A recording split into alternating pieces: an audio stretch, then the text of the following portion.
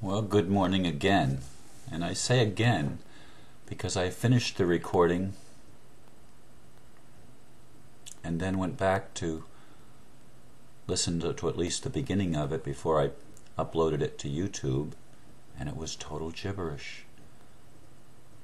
So I guess I need to do this over again, and I thought it was really nice what I did before, and I started at 4:44, as I've been doing.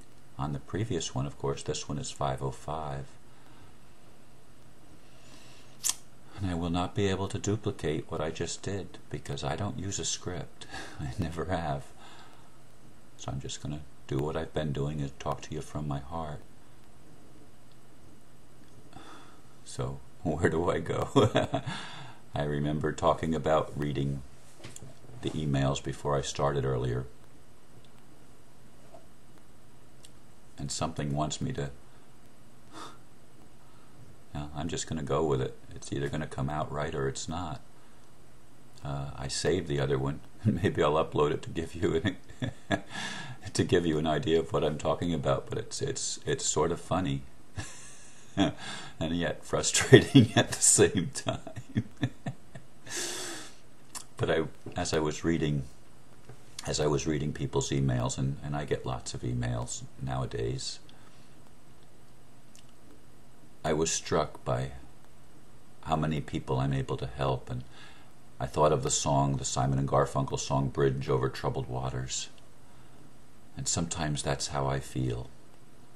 I feel like I'm providing for a lot of people a bridge over the troubled waters in their lives. And right now, many people are going through very difficult circumstances. It's not just happening on the global scene with our governments and our institutions and things in the political and financial worlds, corporate worlds. It's happening in people's individual lives as people lose their jobs and as relationships end, and people are in desperate straits all over the world, even in so-called first world countries. A lot of people are struggling and hurting really, really bad. And as humans, we have a tendency at those times to reach out, which is a wonderful thing. It's important to be able to reach out and receive, because life is about giving and receiving. And some people that write to me try to convince me that they're right and I'm wrong, and I don't play that game very well anymore. I don't want to be someone's guru.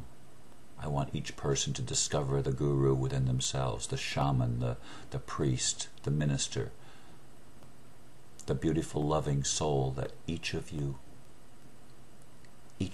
is. Each of you are that soul. You are that soul. That is your destiny, to become fully fulfilled within you. You are you. You don't need a leader, and I don't want to be anybody's leader. As I think I said on the earlier one, I don't ask for anything in return.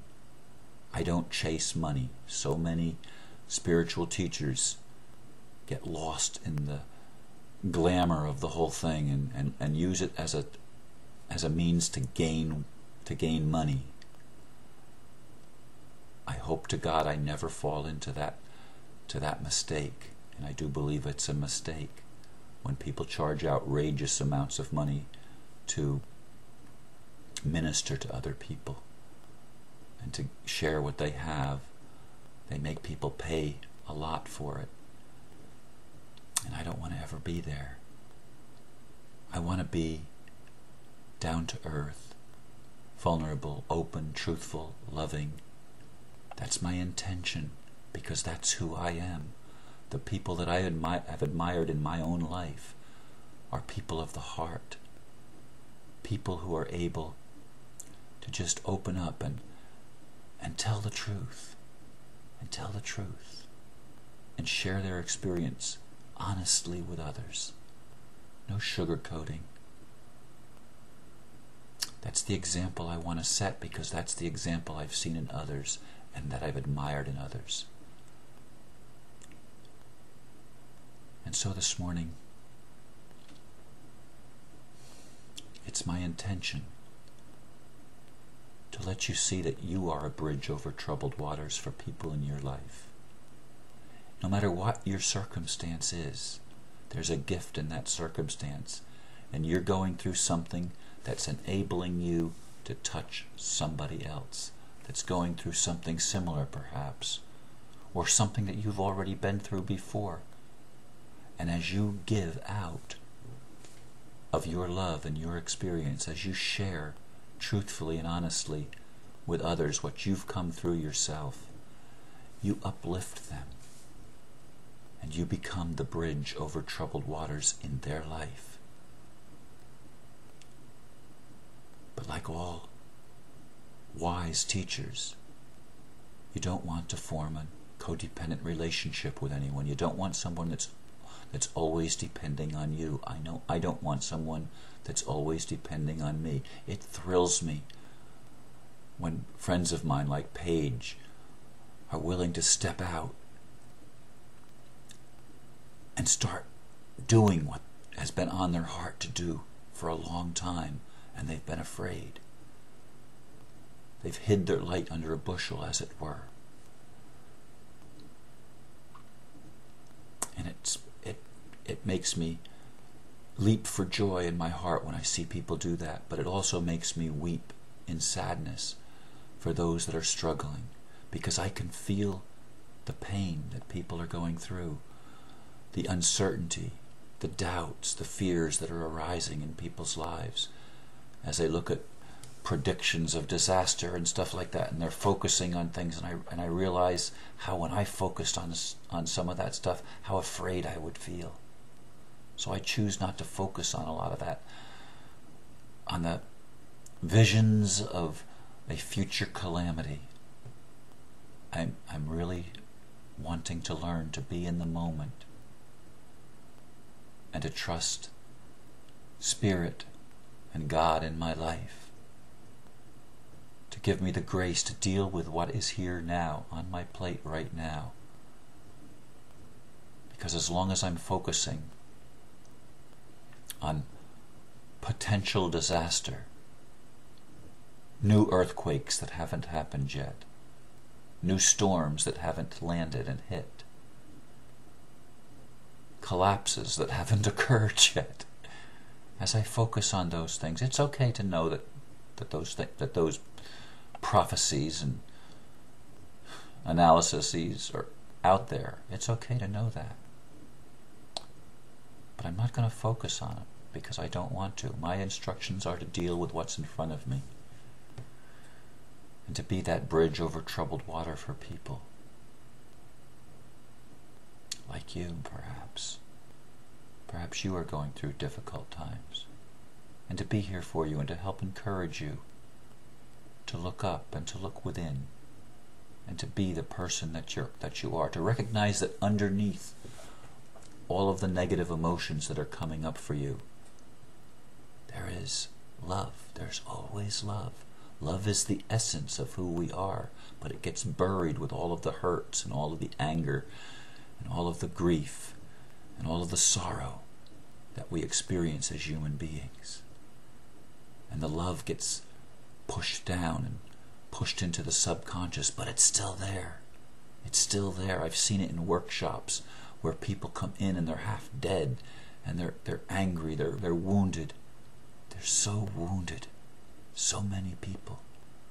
And as they are given that safe place to express their experience and their feelings that they go through, I've watched transformation after transformation take place as people discover the love underneath the anger and the joy underneath the sadness. I've watched it happen with my own eyes. I've participated in helping people break through. And it's been a beautiful thing to be a bridge over troubled waters for people. But you are that bridge. There are people in your life that you can touch that I will never be able to touch. And I'm not supposed to be the one that touches them. You are. You are there in your life to help and to shine the light. You are there to be the example for them. And even if they're going through something different than what you're going through right now, you can still help them because you've been where they are, and you recognize that they're drawn into your world, so that you can share with them your experience of how you came through that, of how you were worried that something was going to happen and it didn't happen, or you were worried that something was going to happen and it did happen, and you realized that you actually helped create that experience because that's what you expected and believed was going to happen. And you've gained wisdom from that in knowing and recognizing how it occurred for you. And you can share that with someone else and lift them up as a bridge over troubled waters. This is totally different than what I said earlier. I wish I could reclaim what I said earlier, but I probably never will. It'll probably always be gibberish. I don't know. I don't know what the situation is or the whys. I have no clue what was going on in that previous video. But I'm going to leave you this morning with that idea that you are a bridge over troubled waters. While I appreciate being able to help you and having people come to me, I don't want to be your guru. I don't want to be your priest. I want to be your friend. And many of you befriend me.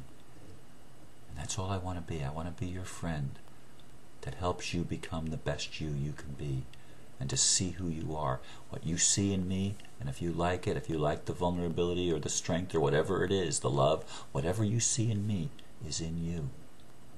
Or you couldn't see it. You wouldn't be drawn to it. So I want you to be you. Because gee, you are you, and you are the bridge over troubled waters for people in your life, because it's all about giving and receiving. It's all about love. We're changing the world in this ninth wave, and we're doing it one heart, one soul, one individual at a time. And it's a very beautiful thing. So I leave you with that this morning, and I thank you for listening, and I bless you, and I say namaste. Have a beautiful day.